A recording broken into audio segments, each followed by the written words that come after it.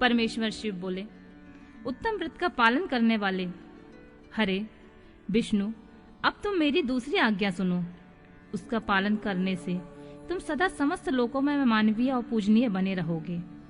ब्रह्मा जी के द्वारा रचे इस लोक में कोई दुख या संकट उत्पन्न हो, तब तुम उन संपूर्ण दुखों का नाश करने वाले के लिए सदा तत्पर रहना। तुम्हारे संपूर्ण दुस्सह कार्यों की मैं तुम्हारी सहायता करूंगा। तुम्हारे जो दुर्जय और अनंत उत्कट शत्रु उत्पन्न होंगे, मैं उन सबको मार गिराऊंगा। हरि, तुम नाना प्रकार के अवतार धारण करके लोक में अपनी उत्तम कीर्ति का विस्तार करो। सबके उद्धार के लिए तत्पर रहो। तुम रुद्र का ध्येय हो और रुद्र तुम्हारे ध्येय हैं। तुम में और रुद्र में कुछ भी अंतर नहीं है। जो मनुष्य रुद्र का भक्त होकर तुम्हारी निंदा करेगा, उसका सारा पुण्य तत्काल भस्म हो जाएगा। पुरुषोत्तम विष्णु, तुमसे द्वेष करने के कारण मेरी आज्ञा से उनको नरक में गिरना पड़ेगा। यह बात सत्य है, सत्य है, इसमें कोई संशय नहीं है। तुम इस लोक में मनुष्य के लिए विशेषतः भोग और मोक्ष प्रदान करने वाले और भक्तों के ध्येय तथा पूज्य होकर प्राणियों का विग्रह तथा अनुग्रह करो। ऐसा कहकर भगवान शिव ने मेरा हाथ पकड़ लिया और श्री विष्णु को सौंपकर उनसे कहा, तुम संकट के समय सदा इनकी सहायता करते रहना। सबके अध्यक्ष होकर सबको भोग और मोक्ष प्रदान करना तथा सर्वदा समस्त कामनाओं का साधक एवं सर्वश्रेष्ठ बने रहना। जो तुम्हारी शरण में आ गया वह निश्चित ही मेरी शरण में आ गया।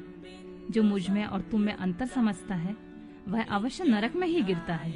ब्रह्मा जी कहते हैं, देवर्षि, भगवान शिव का यह वचन सुनकर मेरे साथ भगवान विष्णु ने सबको वश में करने वाले विश्वनाथ को प्रणाम करके मंद स्वर में कहा, करुणा सिंधु जगन्नाथ शंकर, मेरी यह बात सुनिए।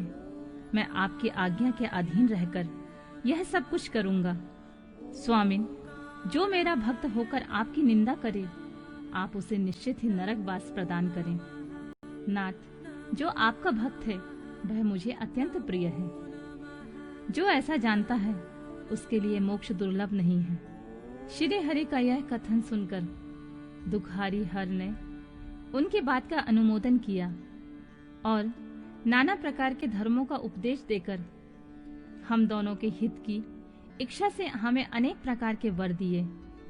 इसके बाद भक्त वत्सल भगवान शंभु कृपा पूर्वक हमारे ओर देखकर हम दोनों के देखते देखते सहसा वहां से अंतर्ध्यान हो गए। तभी से इस लोक में लिंग पूजा का विधान चालू हुआ। लिंग में प्रतिष्ठित भगवान शिव भोग और मोक्ष देने वाले हैं। शिवलिंग की जो वेदी या अर्धा है वह महादेवी का स्वरूप है और लिंग साक्षात महेश्वर का लय का अधिष्ठान होने के कारण भगवान शिव को लिंग कहा गया है, क्योंकि उन्हीं में निखिल जगत का लय होता है।